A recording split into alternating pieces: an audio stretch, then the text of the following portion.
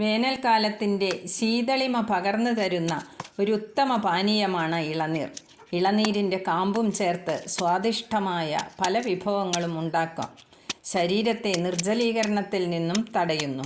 വ്രതാനുഷ്ഠാനങ്ങൾക്ക് ഒരു ഉത്തമ പാനീയമാണ് ഇളനീർ. കരിക്കിൻ വെള്ളം കുടിച്ചാലുള്ള ആരോഗ്യ ഗുണങ്ങൾ ചെറുതല്ല.